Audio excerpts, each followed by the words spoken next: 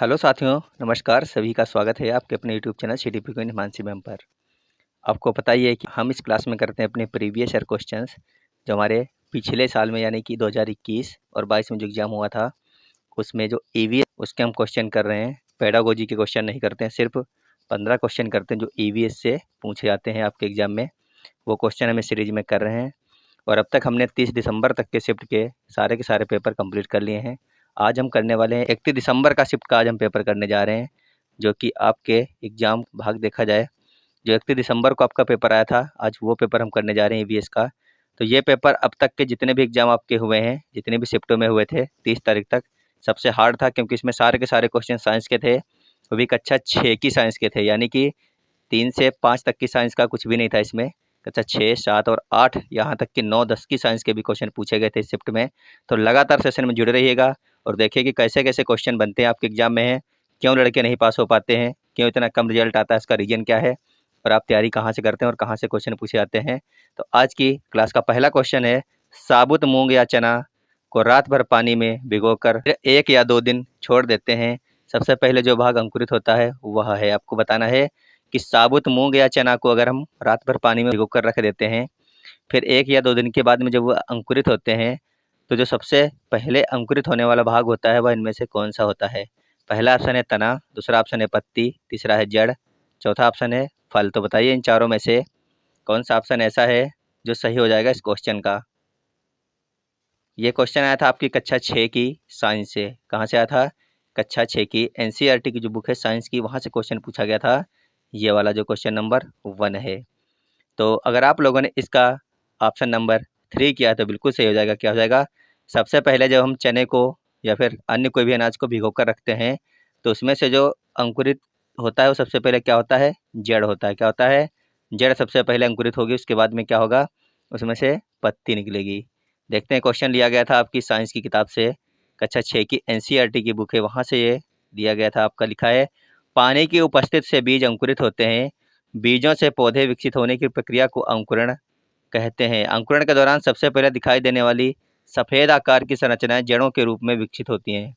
किसके रूप में होती हैं? सबसे पहले जड़ों के रूप में विकसित होती हैं, उसके बाद में पत्ती बनती है। देखिए यहाँ पर सफ़ेद सी संरचना बन रही है जड़ के रूप में, ये जड़ है।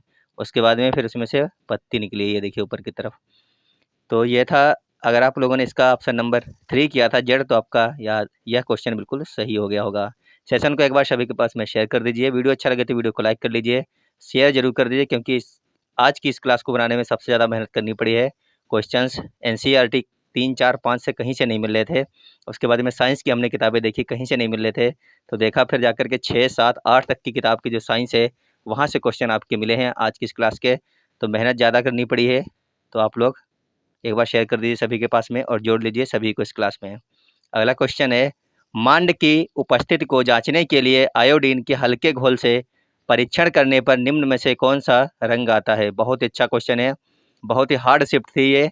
सारे के सारे क्वेश्चन साइंस के पूछे गए थे। ईवीएस के इसमें बहुत ही कम 1 से 2 क्वेश्चन थे सिर्फ, सबके सब कक्षा 6 और 7 की साइंस से क्वेश्चन उठाए गए थे। सभी लोग बताएंगे, मांड की उपस्थिति को जांचने के लिए आयोडीन के हल्के घोल से परीक्षण करने पर निम्न में से कौन सा रंग आता है। पहला ऑप्शन है नीला और काला, दूसरा ऑप्शन है नीला बैंगनी, तीसरा ऑप्शन है नीला नारंगी, चौथा ऑप्शन नीला हरा। अगर आप होते तो इस 15 में से 5 से ज़्यादा क्वेश्चन शायद नहीं कर पाते। करके भी देख लीजिए, बुक के ऊपर नंबर डालिए 1 से 15 तक और ऑप्शन करते रहिए, देखिए कितने क्वेश्चन सही निकलते हैं। कमेंट बॉक्स में बता दीजिएगा लास्ट में। तो इस क्वेश्चन का अगर आप लोगों ने ऑप्शन नंबर 1 सेलेक्ट किया है तो बिल्कुल सही हो जाएगा। क्या हो जाएगा? मांड की उपस्थिति को जांचने के लिए आयोडीन के हल्के घोल से परीक्षण करने पर नीला और काला, कौन सा होगा? नीला और काला रंग आता है। ये क्वेश्चन लिया गया था कक्षा 6 की साइंस की किताब से लिया गया था। मांड के परीक्षण, देखिए लिखा है, मांड के परीक्षण के लिए खाद्य पदार्थ या कच्ची सामग्री की अल्प मात्रा लीजिए। इसमें तनु आयोडीन विलयन की 2 से 3 बूंदें डालिए। खाद्य पदार्थ के रंग में होने वाले परिवर्तन को देखिए। क्या यह नीला या काला हो गया है? क्या हो जाएगा? नीला या काला हो जाएगा ये। तो इसका जो ऑप्शन नंबर 1 था बिल्कुल सही हो जाएगा। क्या हो जाएगा? नीला और काला। चलते हैं अगले क्वेश्चन पर। नए जुड़ रहे हैं चैनल पर तो चैनल को सब्सक्राइब करके जाइएगा, क्योंकि आपको हम सारे के सारे प्रीवियस ईयर क्वेश्चन करवाएंगे। सीटेट जब भी पूछता है तो प्रीवियस ईयर क्वेश्चन जरूर पूछता है, मतलब कि अगर 30 क्वेश्चन है, 30 में से 10 से 12 क्वेश्चन हमेशा प्रीवियस ईयर के ही लेता है सीटेट। पेपर हुआ था 31 दिसंबर को, इसमें सारे के सारे क्वेश्चन साइंस के लिए गए थे, कक्षा 6 और 7 की। बहुत ही ज़्यादा टफ पेपर था और बहुत ही कम लड़के भी इसमें पास हो पाए थे इस शिफ्ट में। अगला क्वेश्चन है, बेरी-बेरी नामक रोग विषमता निम्न में से किस विटामिन की कमी से होती है? सभी को बताना है कि बेरी-बेरी नामक जो रोग होता है, निम्न में से किस विटामिन की कमी से होता है? ये आपका कक्षा 3 से 5 तक की किताब में नहीं है, लेकिन आपने कहीं न कहीं पढ़ लिया होगा तो आपको आसान ज़रूर लग रहा होगा, जबकि ये क्वेश्चन भी साइंस का था। Vitamin B12, vitamin बी2, vitamin B1 या फिर विटामिन बी3, इन चारों में से ऐसा कौन-सा ऑप्शन है जिसकी कमी से बेरी-बेरी नामक रोग होता है? तो ये क्वेश्चन भी आपकी कक्षा 6 की किताब से, साइंस की जो बुक है कक्षा 6 की एनसीईआरटी की, वहीं से लिया गया था। क्वेश्चन ये देखिए, यहाँ पर लिखा है विटामिन बी1 बेरी-बेरी रोग हो जाता है विटामिन बी1 की कमी से। क्या बी1 की कमी से बेरी-बेरी रोग होता है? इसके लक्षण क्या होते हैं? दुर्बल पेशियाँ और काम करने की ऊर्जा में कमी। पेशियाँ क्या होती हैं? दुर्बल हो जाती हैं और काम करने की क्षमता में या फिर ऊर्जा में कमी हो जाती है। तो इसका सही आंसर, अगर आप लोगों ने विटामिन बी1 किया था तो बिल्कुल सही हो जाएगा आपका ये आंसर, विटामिन बी1। कॉपी के ऊपर ज़रूर लिख के रखिए 1 से 15 तक की, और आंसर करने की कोशिश कीजिए। सही के सामने सही का निशान और गलत हो उसके सामने कट मारिए। लास्ट में कमेंट बॉक्स में ज़रूर बताइएगा कितने क्वेश्चन सही निकले हैं। बहुत ही ज़बरदस्त क्वेश्चन है, हार्ड क्वेश्चन है सारे के सारे। अगला क्वेश्चन था आपका, पटसन पौधे के किस भाग से प्राप्त होता है? आपको ये बताना है। यहाँ पर क्या नहीं आएगा। क्वेश्चन है, क्वेश्चन नंबर 4 है, पटसन पौधे के किस भाग से प्राप्त होता है? पहला ऑप्शन है बीज, दूसरा ऑप्शन है पत्ती, तीसरा ऑप्शन है फल, चौथा ऑप्शन है तना। सभी लोग आंसर करेंगे। यह क्वेश्चन भी आपकी कक्षा 6 की जो साइंस की बुक थी वहाँ से पूछा गया था। पटसन पौधे के किस भाग से प्राप्त होता है? तो क्वेश्चन नंबर 4 का जिन लोगों ने ऑप्शन नंबर 4 सेलेक्ट किया है उनका सबका सही हो जाएगा। पटसन जो है वो पौधे के तने से प्राप्त किया जाता है। कहाँ से प्राप्त होता है? तने से प्राप्त होता है। क्लास 6 की साइंस की बुक से यह क्वेश्चन पूछा गया था आपका। यहाँ पे देखिए कटिंग लगी हुई है, लिखा है पटसन तंतु को पटसन पादप के तने से प्राप्त किया जाता है। कहाँ से प्राप्त करते हैं? इसके हम तने से प्राप्त करते हैं इसको। तो इसका सही आंसर हो जाएगा तना। क्या हो जाएगा? तना बिल्कुल सही आंसर हो जाएगा इस क्वेश्चन का। अगर आपने ऑप्शन नंबर 4 सेलेक्ट किया था तो आपका भी आंसर बिल्कुल सही रहा होगा इस क्वेश्चन का। चलते हैं अगले क्वेश्चन पर। निम्न में से कौन सा जड़ नहीं है? आपको बताना है इन चारों में से कौन सा जड़ नहीं है? मूली, शकरकंदी, टेपियोका या फिर आलू। चारों में से बता दीजिए एक बार कौन सा जड़ नहीं है। इन चारों में से 3 ऐसे ऑप्शन है जो जड़ की श्रेणी में आएंगे और एक ऑप्शन ऐसा है जो जड़ नहीं है। तो ऐसा कौन सा ऑप्शन है जो जड़ नहीं है? ये क्वेश्चन भी आपका पूछा गया था कक्षा 6 की साइंस से। तो सभी लोग आंसर करेंगे इस क्वेश्चन का सही आंसर क्या होगा। चलिए देखते हैं कहाँ से क्वेश्चन आया था। क्वेश्चन आया था आपका कक्षा 6 की साइंस से। इसमें देखिए, इस प्रकार की कुछ जड़ों, जैसे जड़ों में गिनती की जा रही है, इस प्रकार की कुछ जड़ों जैसे गाजर, मूली, शकरकंद, शलजम एवं टेपियोका। यानी गाजर, मूली, शकरकंद, शलजम और टेपियोका ये सब क्या हैं? जड़ हैं। अब यहाँ पे ऑप्शन देखिए, मूली, शकरकंद, टेपियोका ये सब किस में आ गए? जड़ में आ गए। बच कौन गया? आलू बच गया। तो हमारे क्वेश्चन का जो सही आंसर है वो हो जाएगा आलू। क्या हो जाएगा? आलू इसका सही आंसर हो जाएगा। क्यों हो जाएगा? क्योंकि आलू जो है जड़ नहीं है, आलू क्या है? तना है। आलू जड़ नहीं, आलू है तना। यहाँ पे पूछा गया जड़ नहीं, तो ऐसा कौन सा ऑप्शन था जो जड़ में नहीं आएगा? तो वो हो जाएगा आलू। आलू क्या है? तना है, ना कि जड़। अगला क्वेश्चन देखते हैं। क्वेश्चन नंबर 6 है, निम्नलिखित में से कौन सा परजीवी पौधा है? सभी को इसका आंसर करना है। निम्नलिखित में से कौन सा परजीवी पौधा है? क्वेश्चन है आपकी क्लास 7 की साइंस की बुक से। कहाँ से लिया गया था? क्लास 7 की जो साइंस की बुक है वहाँ से क्वेश्चन लिया गया था। निम्नलिखित में से कौन सा परजीवी पौधा है? पहला ऑप्शन है पीपल, दूसरा ऑप्शन है अमरबेल, तीसरा ऑप्शन है अंगूर, चौथा ऑप्शन है मनी प्लांट। एक बार सभी लोग वीडियो को रोक दीजिए और एक बार जितने भी आपके व्हाट्सअप या फिर इंस्टाग्राम या फेसबुक के ऊपर ग्रुप बने हैं वहाँ पर ज़रूर इसको शेयर कर दीजिए, क्योंकि बहुत ही महत्वपूर्ण क्लास है। अंदाज़ा लग जाएगा कि कितने क्वेश्चन आप कर सकते थे अगर इस शिफ्ट में होते और कहाँ कहाँ से क्वेश्चन आते हैं। आप सिर्फ कक्षा 3, 4, 5 की एनसीईआरटी की ईवीएस की बुक अगर पढ़ के जा रहे हैं तो आप हो सकता है कि आप ईवीएस में अच्छे नंबर ना ला पाएँ, क्योंकि कक्षा 6, 7, 8 तक की साइंस के भी क्वेश्चन यहाँ पे उठे पिछली बार के ऑनलाइन एग्जाम में। इस क्वेश्चन का जो सही आंसर हो जाएगा वो हो जाएगा अमरबेल। क्या हो जाएगा? अमरबेल जो है या परजीवी पौधे का उदाहरण है। क्वेश्चन नंबर 6 का जिन लोगों ने ऑप्शन नंबर 2 किया है उनका सबका हो जाएगा बिल्कुल सही। क्वेश्चन आया था कक्षा 6 की साइंस की बुक से। ये देखिए इसके ऊपर ये जो पेड़ है इसके ऊपर देखिए पीली पीली जो बेल पड़ी है इसको बोलते हैं अमरबेल। क्या बोलते हैं? अमरबेल। जिस पर ये आरोहित होते हैं वह पादप परपोषी कहलाता है। क्योंकि अमर बेल जैसे पादप परपोषी को अमूल्य पोषकों से वंचित करते हैं, अतः इन्हें परजीवी कहते हैं। क्या कहते हैं? परजीवी किसको बोलते हैं? अमर बेल को हम क्या कहते हैं? परजीवी कहते हैं। तो इस क्वेश्चन का जो सही आंसर है हो जाएगा अमर बेल। यहाँ पे पूछा गया था परजीवी पौधा है, तो हो जाएगा अमर बेल। क्यों हो जाएगा?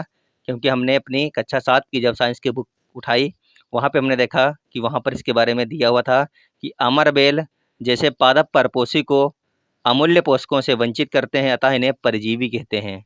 तो इसका सही आंसर हो गया अमर बेल। देखते हैं अगला क्वेश्चन। अगला क्वेश्चन, निम्न में से किन पौधों के बीज पशुओं द्वारा विस्थापित होते हैं?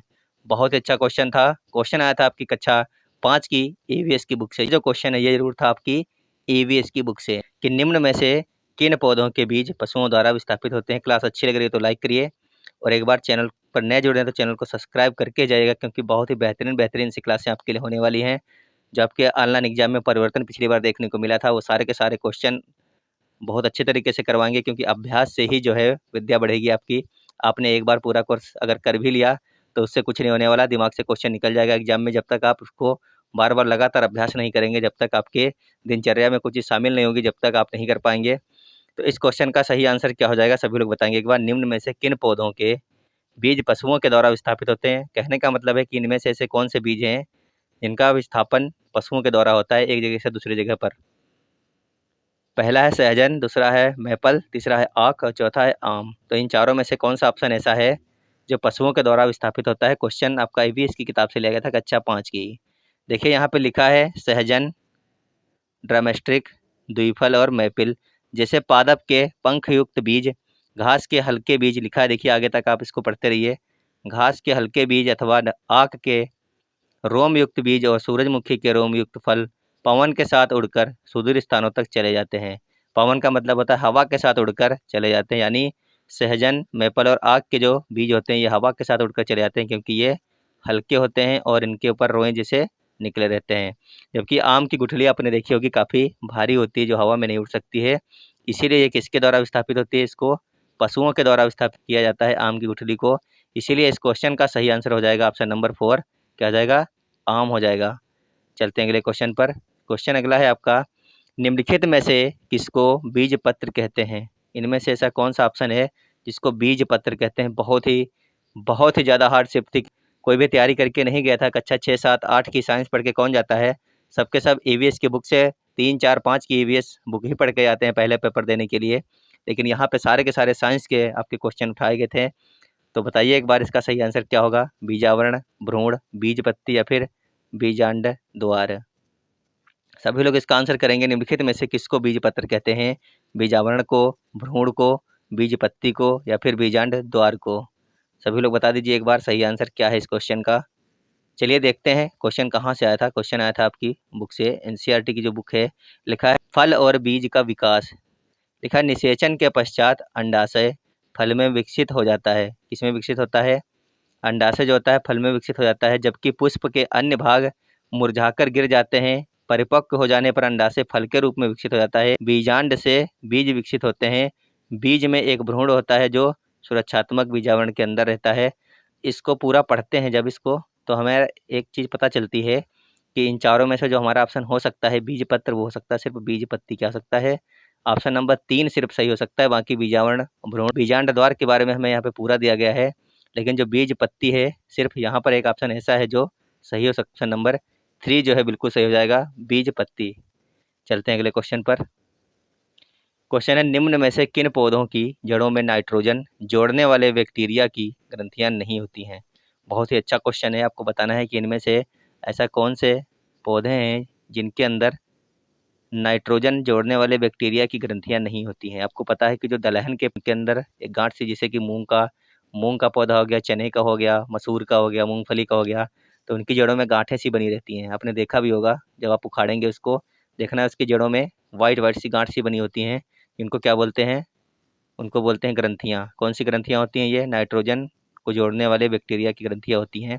तो इन चारों में से ऐसा कौन सा वृक्ष है जिनमें ये ग्रंथियाँ नहीं पाई जाती हैं? आपसे ये पूछा गया है। तो इसका सही आंसर अगर आप लोगों ने किया होगा तुलसी, तो बिल्कुल सही हो जाएगा। ये दलहन का वृक्ष नहीं होता है तुलसी।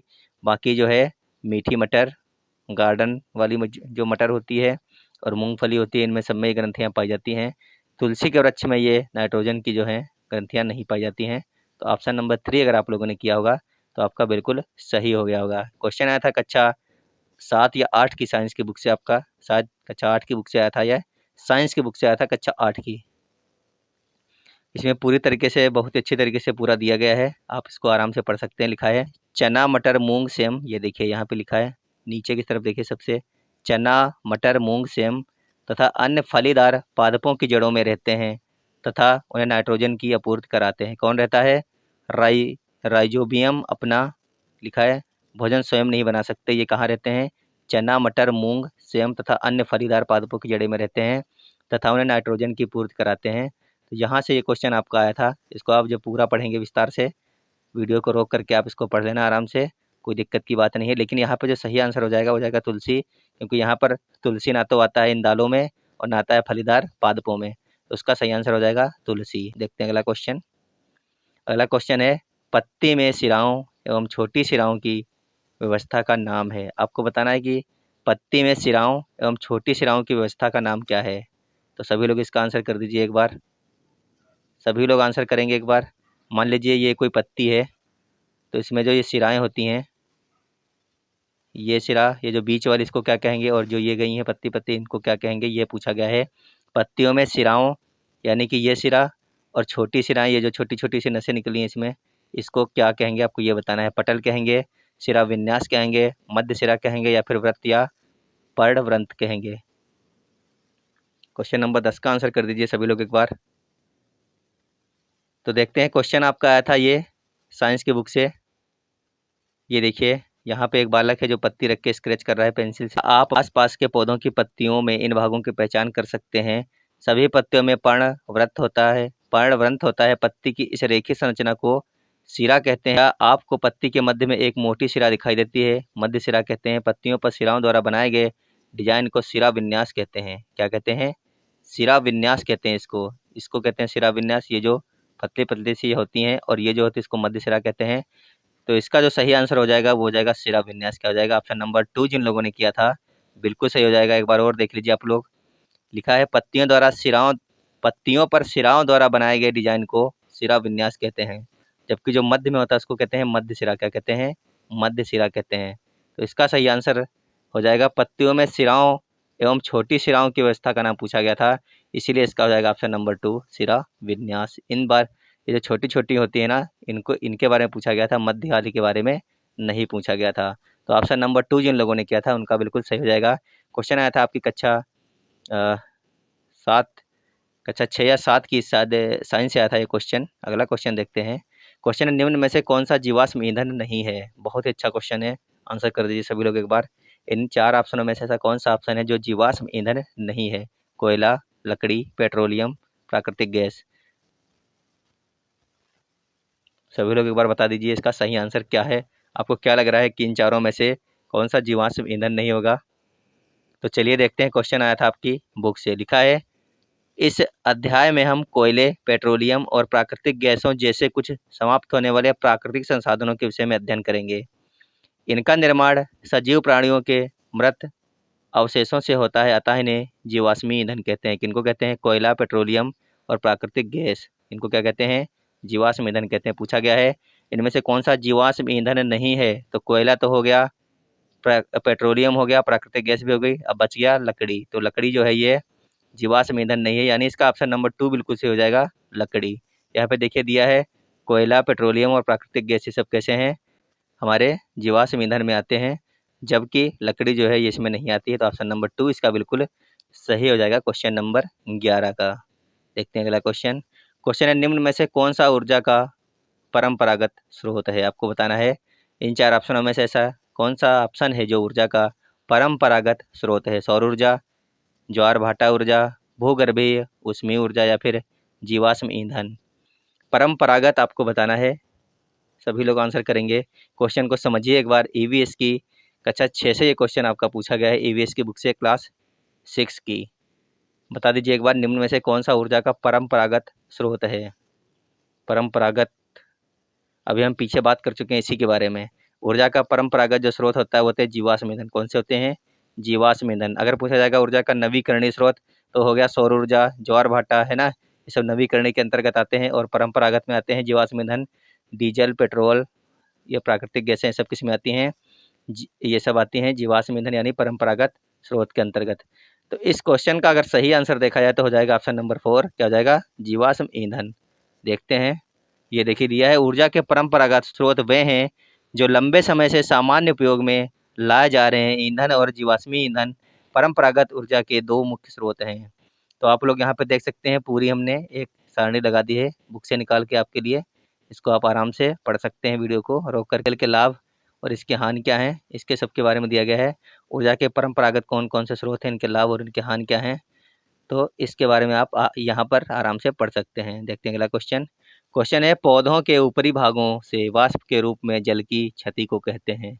कोई पौधा है तो उस पौधे के जो ऊपरी भाग से वाष्प निकलती है, वाष्प निकलने के द्वारा जो जल की क्षति होती है इस पौधे के अंदर, उसको क्या कहते हैं, प्रकाश संश्लेषण, वृद्धि, वसन या फिर वाष्पोत्सर्जन। सभी लोग इसका आंसर कर दीजिए एक बार। पौधे के ऊपरी भाग से वाष्प के रूप में जल की क्षति को क्या कहेंगे, तो हम इसको कहते हैं, क्या कहते हैं, वाष्पोत्सर्जन कहते हैं। साइंस का क्वेश्चन था आपका ये, क्या कहते हैं, वाष्पोत्सर्जन।